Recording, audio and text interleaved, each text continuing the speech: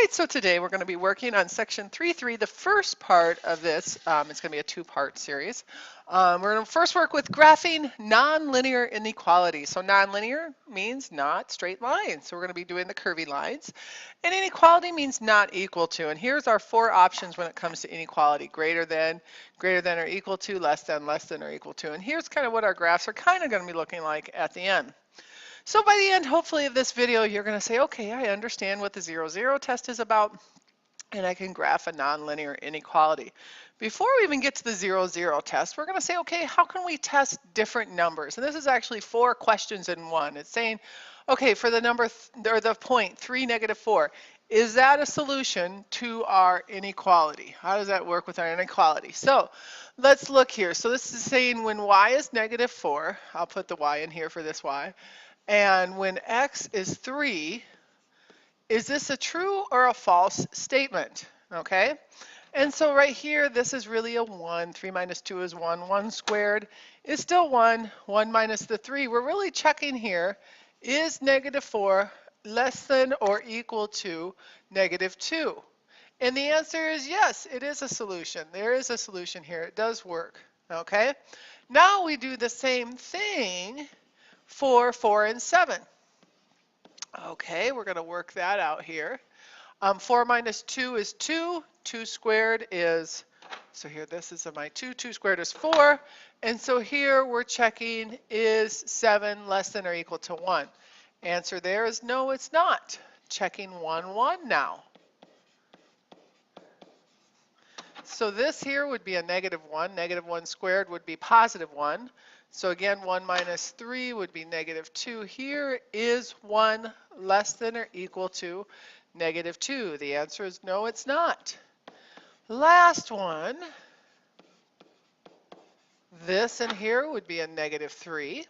-3 squared is 9. 9 here minus 3 would be 6. And we're saying, is 6 less than or equal to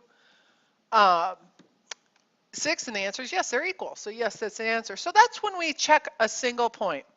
And so I just wanted to go and cover, like, okay, how do you check a point? Now we're going to talk about the 0, 0 test. A lot of times, like, we'll have this graph like we have right here, and we know that this arrow really goes down forever. And we have two kind of zones to this graph, and we just don't know where to graph, or where to shade, excuse me. So I shade inside this zone here, and this would be in the zone that does not include the point 0, 0. Okay, so I'm saying, should I shade inside that zone, or should I shade outside this zone? And this zone does include 0, 0.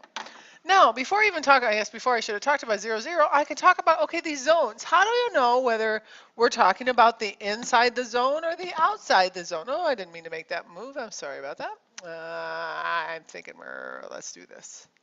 Sorry. All right, so where do I shade? One of the things we could do is we could pick any point inside this zone and say, well, if this point is true, then it works. But what we've found over doing a whole bunch of these graphs, it's better to kind of stick to a single point that's easy to find.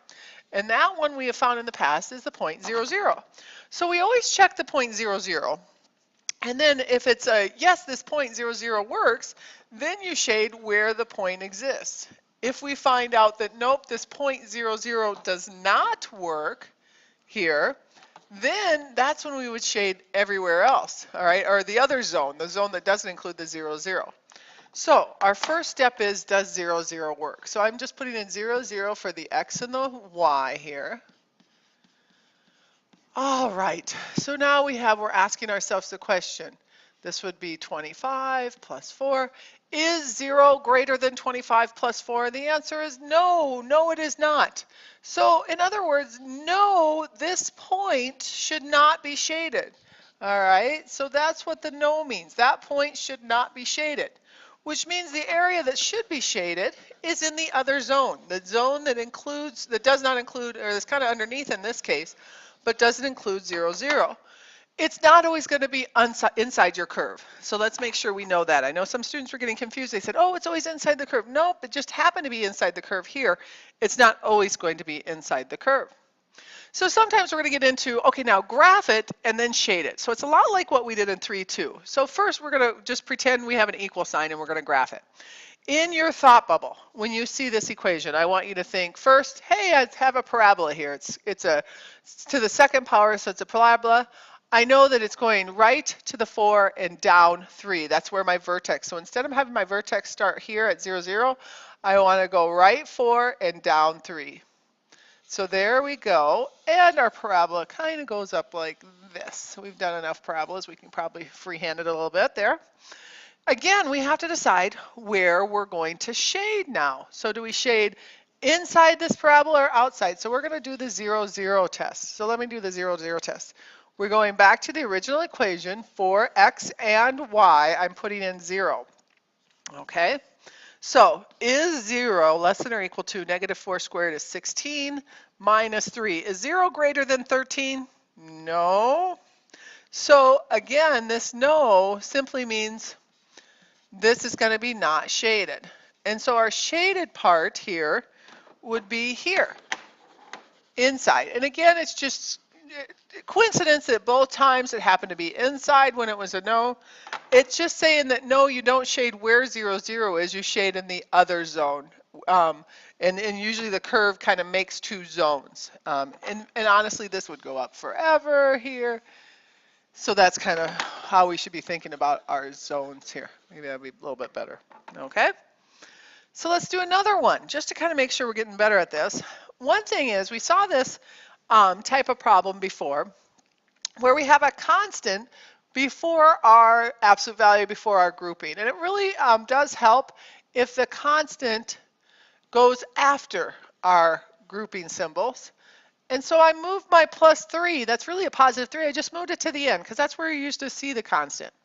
Now we can see, okay, here, what happens here, because of this negative, we're upside down.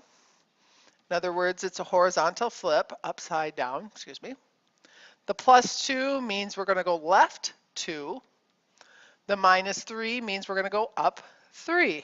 Okay, let's do all of that. Let's first think of it as left 2 and up 3. Here we go, that's my start. And then I'm going down with my arrow, and I'm going to go down over here with my arrow. And now for my 0, 0, if the 0, 0 is a yes, we're actually going to shade underneath here. If the 0, 0 test fails or is a no, it's not, we're going to go outside, anywhere where it's kind of in the zone that 0, 0 is not. So now let's try the 0, 0 test. So 0, we're asking ourselves, is it greater than the negative of the absolute value of 0 plus 2 plus 3? Well, the absolute value of 2 right here is 2. So it's negative 2 and plus 3. Is 0 greater than negative 2 plus 3? Is 0 greater than 1? The answer is no, it's not. So it's again not going to be shaded here where we have our 0, 0. It was a no. So we shade where we don't have our 0, 0, which is above. Now, if you were smart enough to do this problem in pencil, you could do this trick real slick. One thing we're missing on this is we have just a greater than here, not a greater than or equal to. So I should really have a dash line. Now I know that's super easy to do for me on the computer program that I'm using to draw this. If you did it in pencil, it's pretty easy because you have an eraser usually on pencils. But we do look at dashed lines when it's just greater than or even just less than. And a solid line to indicate greater than or equal to. So in other words, it can't be anything along this line. It's everything exactly above that line that we're indicating with this equation or inequality. So this was your assignment for today. You can kind of see hopefully what I have circled in yellow. 5, 6, 7, 8, 9, and then I went to odds, 13, 15, 23. One of the things that was a little confusing for my students today, and I guess that was my problem here, I didn't write down that, what I wanted you to do for this section is graph it. So these in the section I do want you to graph, there we go, here we go, 23 through 29 odd, so those are graphs. The 13 and 15 are just a yes and no. Same thing for 5 and 6. It's just a yes or no. Does this point solve it? 7, 8, and 9 are a graph. Let me go ahead and do one of those. Let's do number 7 here. So now I have a cubic equation here. And hopefully you remember kind of your parent cubic equation kind of looks like this. That's my parent cubic. And I need to move it. So I need to move it left or right or up or down. And actually for this one, oops, I need to move it. Oh, and it went to two pieces on me. I needed to move it. Well, maybe I'll just erase it for now. One to the left. So instead of crossing here at 0, 0, it's going to cross here at -1, 0. And so that's kind of how it goes. And that's how it goes. Now, I could do the 0, 0 test, and this comes up with a good problem. Someone said in class, what do we do if your line, if your curve that you draw goes through 0, 0? Then you pick another point. Then honestly, most likely what you will pick is 1, 1. That's usually the next easiest point to try.